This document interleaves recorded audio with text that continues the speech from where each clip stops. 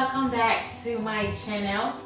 Okay, so today I'm going to be showing you guys how I made edible moss. Yeah, I'm going to show you made this edible moss, and it is so nice. See, and it looks just like grass. So in case maybe you want to just accessorize the cake or accessorize the cake, so today let's make edible moss. So guys, this was the cake I made the edible moss for, and I made it in like 3 different colors, so like it can look really vegetativeness. What English am I speaking? So it can really look like vegetation. Do you guys get okay? Come on, my English.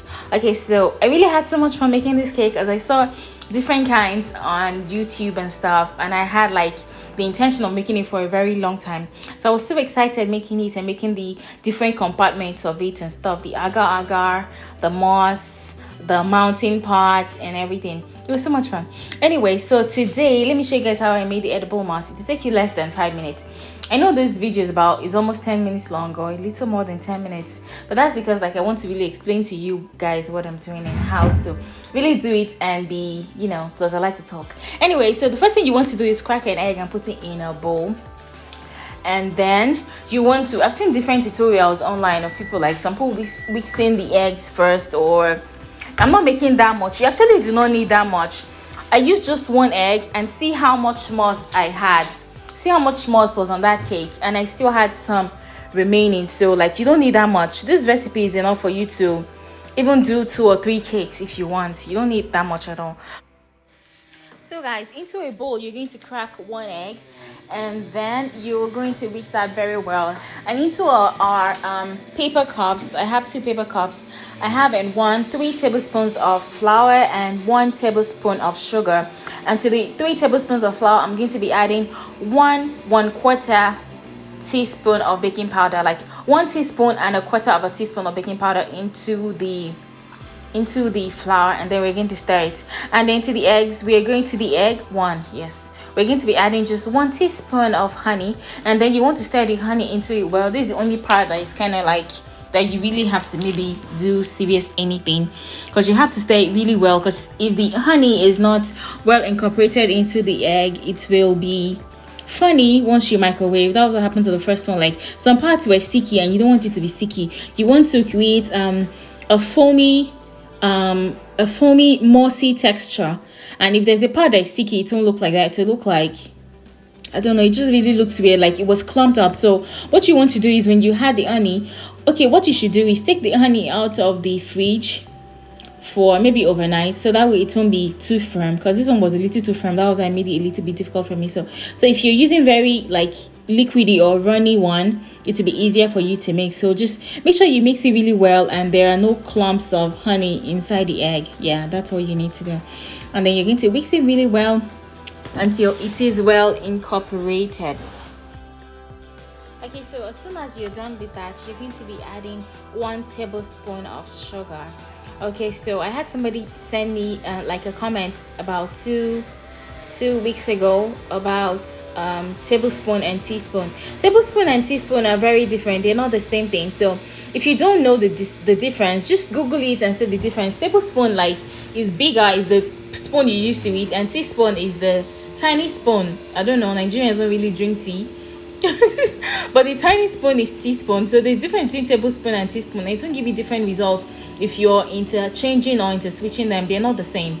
Okay, so once you've added the sugar, you don't have to like stir it too much, or except you add the energy, of course, like it still give you a really good result. So you want to add your flour and baking powder into it. Remember, we added baking powder a teaspoon and 1/4 into the flour. Yes, so into this now we're adding the flour and the baking powder at once, and then we are going to stir. And then you want to stir it really well. You want to stir it really, really well. Normally, if you're making a cake, I would say don't stir it too well so you don't overmix, so your cake won't become tough.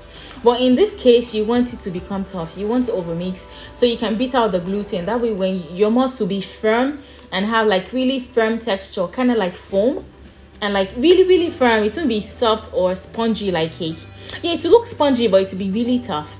I don't know, so just make sure you stir it really well. Okay, so for this, I'm not trying to make 3 different colors in 3 different cups, so because like now I like to make things easy and make it the easiest way with shortcuts. Okay, so what we're going to do with this is we're going to make 3 different colors in one cup. Yeah, so I call it yellow first because I wanted like an autumn color, like that dried leaf kind of yellow, because when it goes into the microwave it will become a little bit brownish. Don't worry. So we're going to add yellow into the paper cup, and then once you add the yellow, yeah, just add a little, and then to the yellow add a little blue, because yellow and blue gives you green. So you're going to, once you add a little blue, it's going to give you green. Yeah. Okay, so we're going to take the blue and add it, and then it's going to give us green, and then we are going to stir it and put a little bit of the green into the same cup.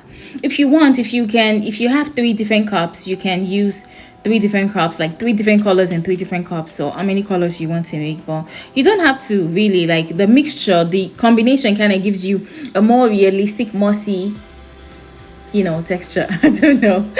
Okay, so I'm adding the green into that, and then it's remaining very little green, and then to that I'm going to add a little brown, and what that does is it gives it this dull green color, like when like leaves are already fading, that green that is not like fresh green, like leaves that are old kind of green color. Yes, so when you add brown it gives you that like army green. Yes, army green color, sorry. So you're going to stir the color into it really well and make sure it is incorporated, and then you're going to pour everything into your paper cup. Okay, and okay, if you notice I didn't maybe flour or like spray the paper cup, so it's going to stick. And don't worry, if it sticks you can cut it out with scissors. It doesn't have to, like, you don't have to oil the cup or like flour it first like you normally do with cake. Okay, so now you're going to open the microwave and put it in there for 30 seconds, and after 30 seconds check if it's okay.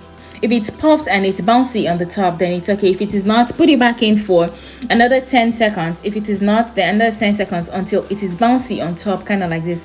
And when you turn it upside down, it is very bouncy. I don't know if you can see what I'm doing. Like, it is very bouncy. It's almost like foam. Yeah, that's the texture you're looking for, and it is so pretty. And if you fill the cup to the top enough, it will form a dome, kind of like this. Okay, so now it is ready. So now we have our edible moss. So we're going to keep it for 15 to 20 minutes to cool down. Like, the weather is really cold here, so it took like 15-20 minutes to go. Make sure it's completely cold. That way when you press it, it won't like press down, it will bounce back when it's completely cold. But if it's still warm, it will like stick together. I don't know if you get. So leave it to be completely cold, and then you can cut off the paper cup with scissors, and then you can see your edible moss and the different glorious colors in it. And it's so easy to make. See how nice. See these different colors, like different colors of like grass, depending on what kind of grass and what season of the year. Okay, so it's really easy to make. You can use it to decorate different kinds of cakes. You can use it to decorate cakes like maybe animal kingdom cakes, or cakes that have grass and vegetation, or like children cakes. Yeah, if you put on children, maybe those baby shark cakes, or like under the sea, like it gives you this more details and more texture and everything. And look at the texture. See how it is firm like foam. It is literally like foam. It is tougher than cake because like we really beat out the gluten before putting it in the microwave. So that's what you want to do if you want it to be this tough and hold its shape. Yeah, see how tough it is, and it has different colors in it. So once you make sure you cut out the top, that top like smooth part, you don't want to see that part because that's not mossy. That's just, I don't know, cut out the top. Yeah, I didn't do that in this video, but if you're going to be using it as moss, you should cut out that top so you won't see that like smooth dome on top. And then you can cut it into pieces and use it as desired. I used it on my cake and I really loved it. And it smelled really great. Yeah, it took me like maybe 6 to 7 minutes to make this, but you know, if you're filming, it takes a lot more time. Okay, so let me stop blabbing. Thank you guys for watching, and if you haven't subscribed to my channel, please click on subscribe button and click on the bell as well so you can get notified every time I post something new. Thank you guys so much, and I hope you enjoyed this video. And if you really liked it, please give me a thumbs up. Yeah, a thumbs up is the button that like the thumb is up and it is black, so just click on that. It's going to give me a like. Thank you guys so much, and I'll see you in my next tutorial.